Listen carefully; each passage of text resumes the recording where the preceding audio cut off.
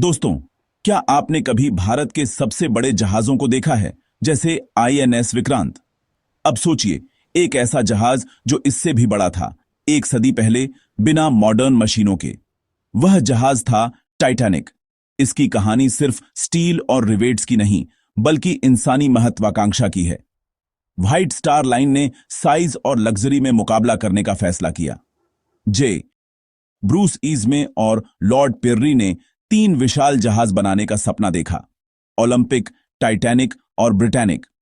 लेकिन शिपयार्ड छोटा था, सब कुछ अपग्रेड करना पड़ा। उन्होंने सिर्फ इस प्रोजेक्ट के लिए शिपयार्ड को फिर से बनाया। हजारों वर्कर्स ने इस सपने को साकार किया। टाइटैनिक सिर्फ एक जहाज नहीं, एक तैरता हुआ शहर था। अब आइए देखते हैं कि इस लीजेंड की यात्रा कैसे शुरू हुई। टाइटैनिक की शुरुआत कागज पर बने हजारों डिटेल वाले प्लान्स से हुई। कोई कंप्यूटर नहीं, सिर्फ पेंसिल, रूलर और शानदार दिमाग। चीफ डिजाइनर्स थॉमस एंड्रयूज और अलेक्जेंडर कार्लिसले ने महीनों तक हर डिटेल को परफेक्ट किया। जहाज लगभग 900 फीट लंबा और 17 मंजिला ऊंचा था। हारलैंड एंड वोल्फ ने शिपयार्ड को बदलकर दुनिया के सबसे बड़े स्लिपवेज बनाए। 15,000 से ज्यादा वर्कर्स ने कठिन परिस्थितियों में काम किया।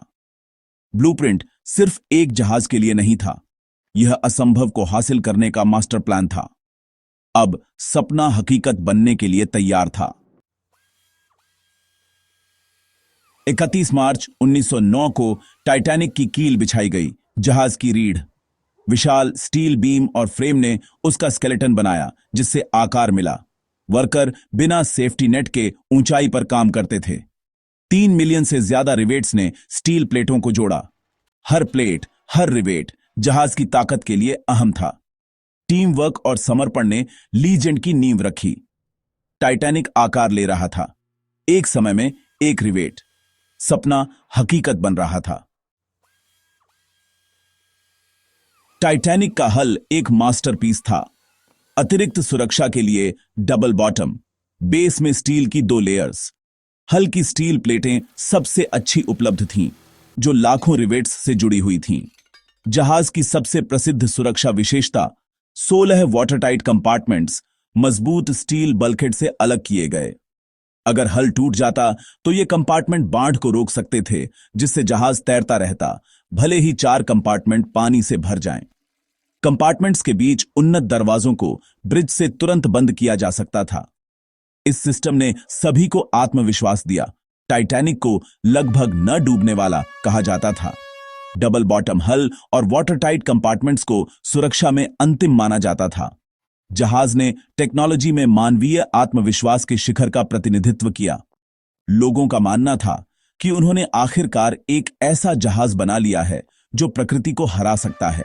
हल का डिजाइन सुंदर और मजबूत दोनों था, जिसे समुद्र को चीरने के लिए बनाया गया था। सुरक्षा का वादा टाइटैनिक की पहचान के मूल में था। दुनिया को जहाज की ताकत पर विश्वास था। अडिग टाइटैनिक की लीजेंड उसके यात्रा करने से पहले ही पैदा हो गई थी। हल और कंपार्टमेंट्स ने जहाज सुरक्षा के लिए एक नया स्टैंडर्ड स्थापित किया। टाइटैनिक अगले चरण के लिए तैयार था। टाइटैनिक के अंदर विशाल मशीनरी का संसार था। जहाज का दिल, 2 विशाल स्टीम इंजन और एक स्टीम टरबाइन ने 3 कांस्य प्रोपेलर को घुमाया। 29 बॉयलर और 176 फायरमैन ने इस शक्ति को जन्म दिया। जहाज 21 नॉट्स की रफ्तार से अटलांटिक पार करता था। इंजन और बॉयलर टाइटैनिक का धड़कता दिल थे। अब जहाज लग्जरी और ऑन बोर्ड जीवन के लिए तैयार था। टाइटैनिक सिर्फ एक इंजीनियरिंग चमत्कार नहीं था, यह एक तैरता हुआ महल था। फर्स्ट क्लास के पैसेंजर्स ने 5 स्टार लग्जरी का आनंद लिया। एक ग्रैंड सीढ़ी, Parisian cafe, swimming pool, gym और टर्किश बाथ। सूट्स भव्य थे, जिनमें प्राइवेट बाथरूम और पर्सनल नौकर थे। सेकंड क्लास अन्य जहाजों पर फर्स्ट क्लास के बराबर था, जिसमें अपनी लाइब्रेरी, डाइनिंग सैलून और आरामदायक केबिन थे। यहां तक कि थर्ड क्लास, जिसे अक्सर स्टीयरेज कहा जाता था, में भी प्राइवेट केबिन और उचित भोजन मिलता था। उस समय यह अनसुना था। जहाज समाज का एक सूक्ष्म जगत था, जिसमें स्पष्ट वर्ग विभाजन थे, लेकिन हर जगह देखभाल और डिटेल पर ध्यान दिया जाता था। किचन रोज हजारों भोजन तैयार करते थे। एक लॉन्ड्री, पोस्ट ऑफिस और यहां तक कि एक दैनिक अखबार भी था। टाइटैनिक लालित्य और सेवा की एक आत्मनिर्भर दुनिया थी। जहाज का हर हिस्सा आराम और स्टाइल के लिए बनाया गया था। लग्जरी ने समुद्र यात्रा के लिए एक नया स्टैंडर्ड स्थापित किया। पैसेंजर्स ने गरिमा और आराम का एक ऐसा स्तर अनुभव किया जो पहले कभी नहीं देखा गया था। जहाज के डिजाइन ने सभी को खास महसूस कराया, चाहे उनकी क्लास कुछ भी हो। टाइटैनिक दुनिया का स्वागत करने के लिए तैयार था।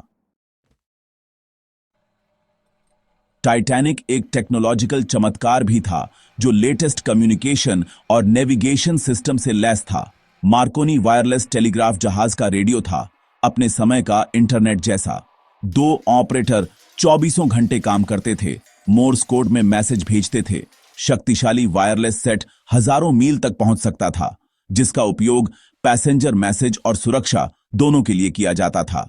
रेडियो ने टाइटैनिक को मौसम की रिपोर्ट और बर्फ की चेतावनी प्राप्त करने और जरूरत पड़ने पर संकट कॉल भेजने की अनुमति दी।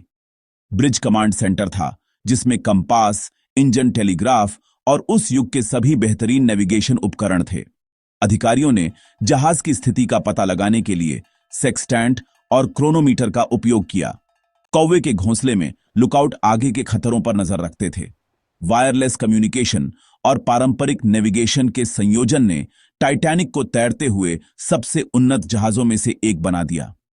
टेक्नोलॉजी ने पैसेंजर्स और क्रू को सुरक्षा का एहसास कराया। जहाज हमेशा संपर्क में था, हमेशा जागरूक रहता था। टाइटैनिक के सिस्टम ने समुद्र में सुरक्षा के लिए एक नया स्टैंडर्ड स्थापित किया। लीजेंड लॉन्च होने के लिए लगभग तैयार था।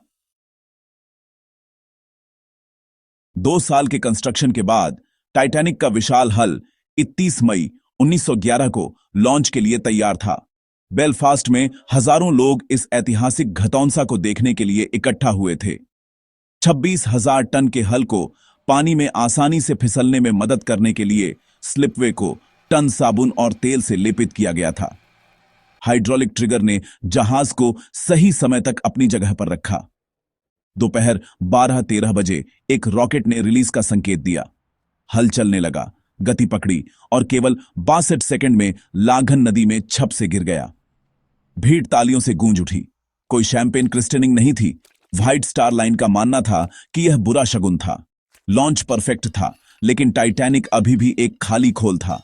टगबोट्स ने उसे अगले चरण के लिए एक गहरे पानी के डॉक तक खींचा, फिटिंग आउट।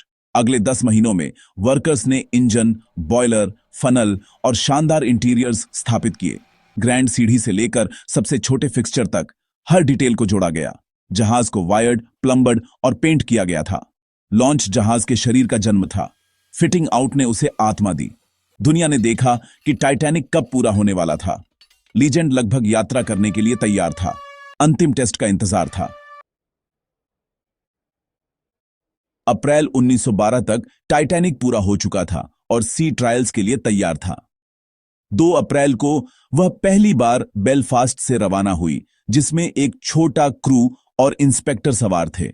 जहाज को स्पीड, पैंतरेबाजी और सुरक्षा के लिए टेस्ट किया गया। हर सिस्टम को उसकी क्षमताओं के लिए परखा गया। टाइटैनिक ने त्रुटिहीन प्रदर्शन किया, उम्मीदों से बढ़कर। बोर्ड ऑफ ट्रेड के इंस्पेक्टर्सों ने उसे समुद्र में चलने योग्य और यात्रियों के लिए सुरक्षित घोषित किया। सपना अब हकीकत बन गया था। दुनिया का सबसे बड़ा, सबसे शानदार और सबसे उन्नत जहाज सेवा के लिए तैयार था।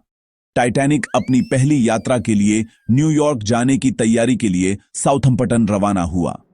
उसके कंस्ट्रक्शन की कहानी इस बात का एक शक्तिशाली अनुस्मारक है कि इंसान क्या हासिल कर सकते हैं। महान महत्वाकांक्षा, शानदार इंजीनियरिंग और कड़ी मेहनत ने एक सपने को एक लीजेंड में बदल दिया। टाइटैनिक महान आत्मविश्वास और प्रगति के समय के लिए एक स्मारक के रूप में खड़ा है।